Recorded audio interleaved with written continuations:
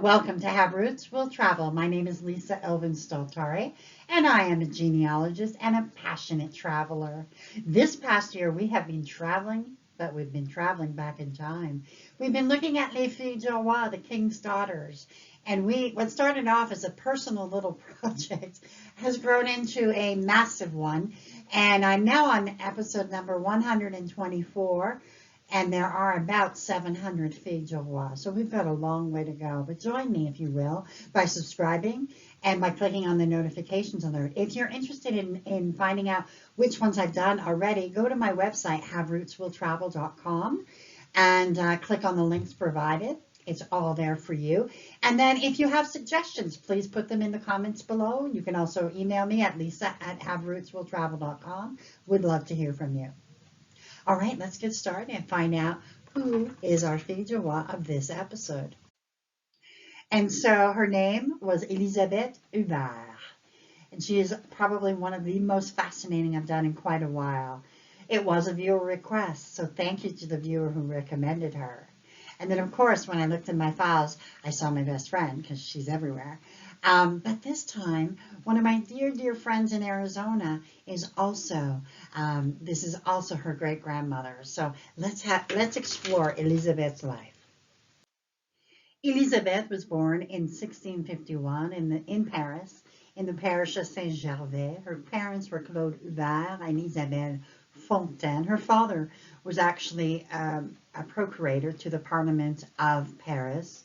So she was one of those noble girls. I mean, she had a pedigree that was remarkable. Now, she was born in what is known as the 4th arrondissement, also known as Hôtel de Ville, and it's the right bank of the River Seine. The eastern part of the Ile de la Cité, including Notre-Dame de Paris, and all of Ile Saint-Honoré are also included within this 4th arrondissement. So her church is actually on that island. And so the current church was built between 1494 and 1657, and it sits on the site of two earlier churches, even than that. So it's just remarkable place. And this is what it looks like now, and just another view of it, the map, but you can clearly see that within Paris, there are these little islands, and that is where she would have been baptized. After her father's death, she would have been sent to the Hôpital Salpêtrière, and what ended up happening is kind of remarkable, because on June 17, 1667, at Dieppe, she also signed her name, and the other 14 or 17 girls signed their names against the Compagnie des Indes Occidentales. So they were protesting. They were protesting against the conditions and how the girls were treated at this hospital. This hospital still exists today.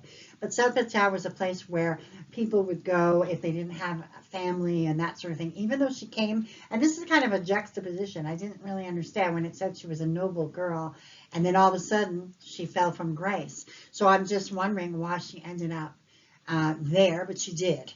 And her name is on that petition. So that's kind of an interesting, gives you an idea that this girl is a fighter. So Elisabeth would then sail on the Saint Louis de Dieppe after she had done her petition. And she arrived in New France on September 25th, 1667. Let's have a look at the groom that she selects and who selects her. He is from Paris as well. And he's born in 1649 in the parish of Saint Benoit. We'll explore that a little bit. This is an actual picture of Saint Benoit. It obviously doesn't exist anymore. And it was located in the Latin Quarter. It was one of Paris's oldest churches dating back to the Middle Ages. Throughout the centuries, it was used as a site for religious worship as well as public entertainment.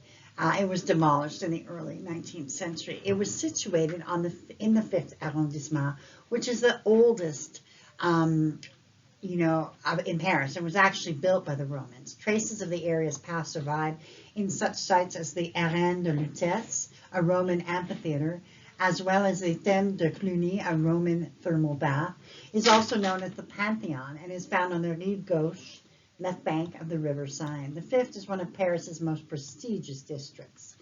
Found in this arrondissement is the Quartier Latin, which is overflowing with universities, colleges, and prestigious high schools. And since the 12th century, the Sorbonne has been there as well.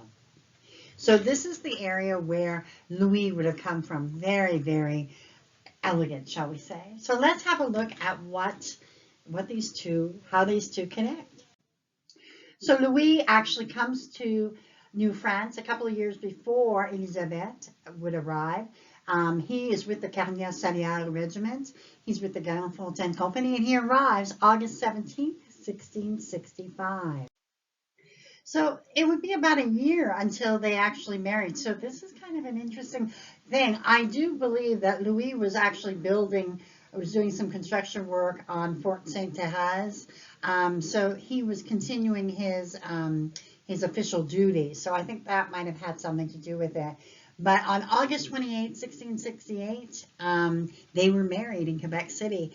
The contract was drawn up August 18th, and witnesses to that included the intendant Jean Talon and the governor Courcelle, telling us that this was not just some ordinary marriage. This was a power couple, absolutely.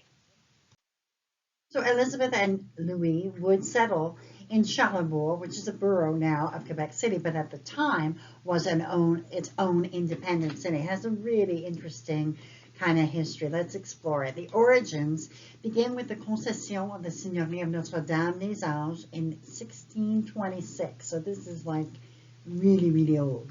The seigneury extended from the Charles River and encompassed much of what is now modern-day Charlebourg. In 1665, the new intendant of justice, Jean Talon, set out to establish 3 new villages further north on the plateau. This caused friction with the Jesuits, who were the seigneurs of this area, but he got his way. The first of the villages consisted of a 25 arpents square. Remember that arpent is kind of like a measurement of acres. So it was about 20 acres, and it's a square in which a 5 or 3, let's talk about 3-acre square. And that is, if you look at the left hand on your screen, you'll see Charlebourg. You'll see there's a little tiny square, and then there's like spokes. It's a star-shaped pattern that they did. They also did that at Bourg-Royal and at Petit-Orvaigne. So this is a very interesting, kind of thought process, because originally and you'll note, all of the other kind of concessions were always facing the river or facing something, not the church.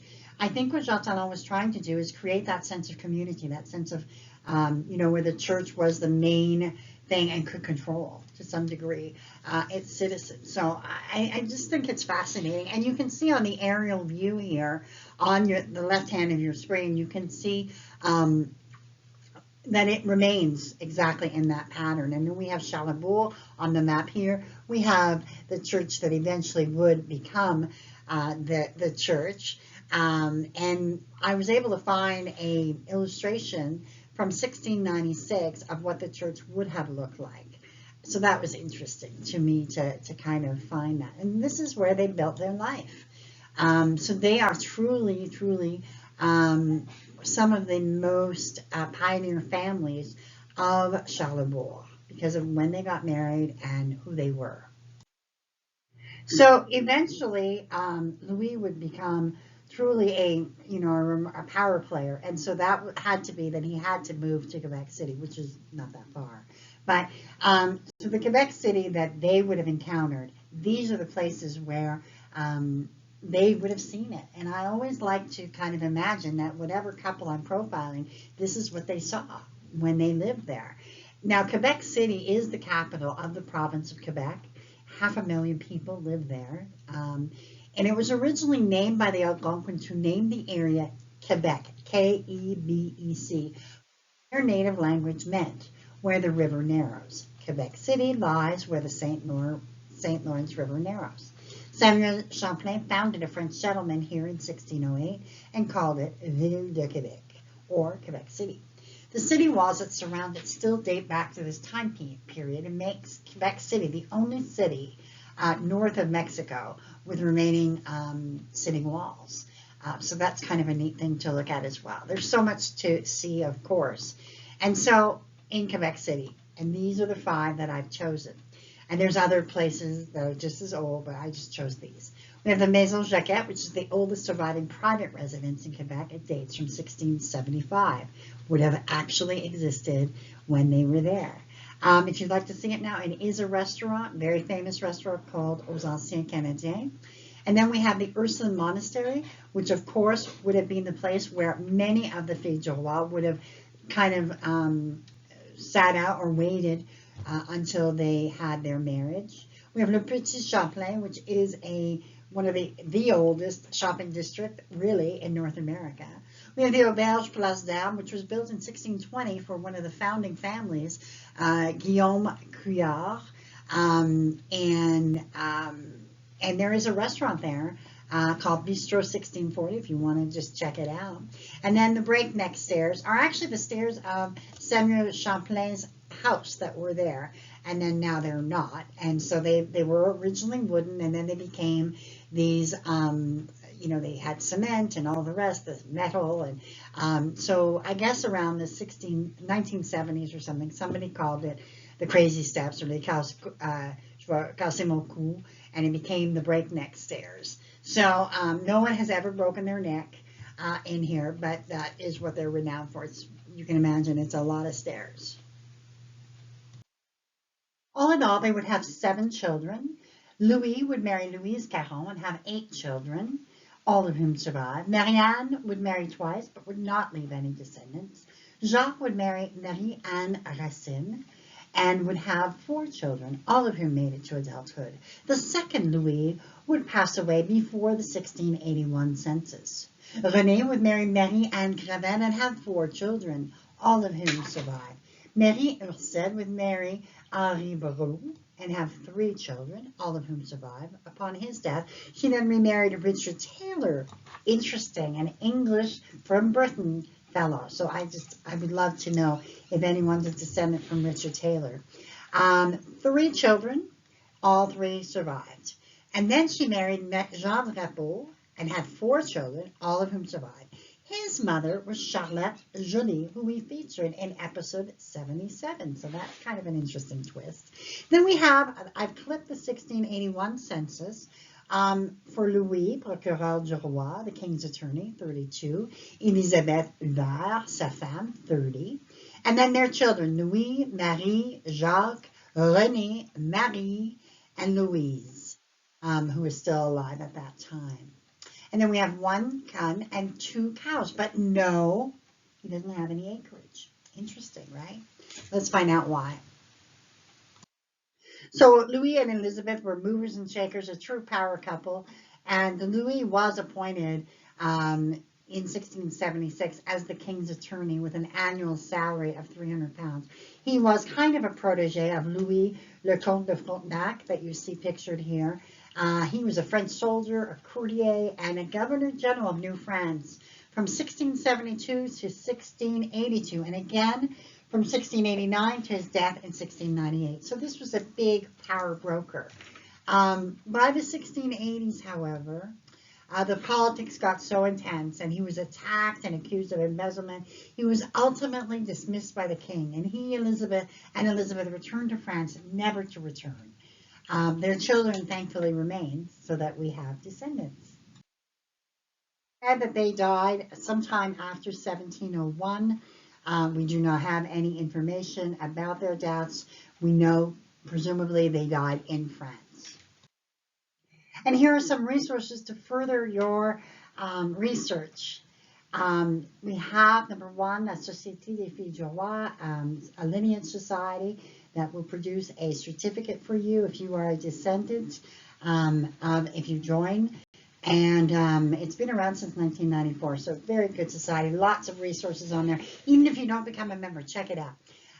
Quebec Genealogical Society is newer to the table, but not without its own particular resource. I think it's very hip, and everything they do is online, and it was kind of designed that way, if you will. So I really, really like their approach. And then we have La Généalogie, Nos Origines, which is kind of a group think thing. Love that site. I use it. I use all these sites almost daily, just so you know. And then we have Généalogie Québec, which is my version of Ancestry.com. It's just the best. Migration is a free website, but I actually donate because I just admire what they're doing. It's just amazing. All of the information about les filles du roi and their birth certificates and all that. Anything you want to know about them is really on there. And then we have a wonderful Facebook group called Les Filles du Roi Descendants. So I would urge you to check that out. And so ends episode 124. I was delighted to do this one.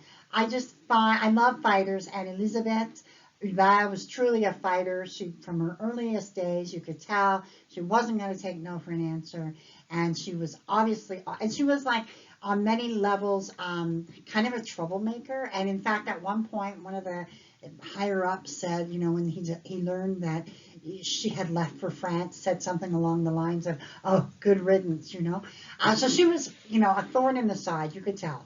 And even though they didn't stay in New France. They left us a wonderful descendancy.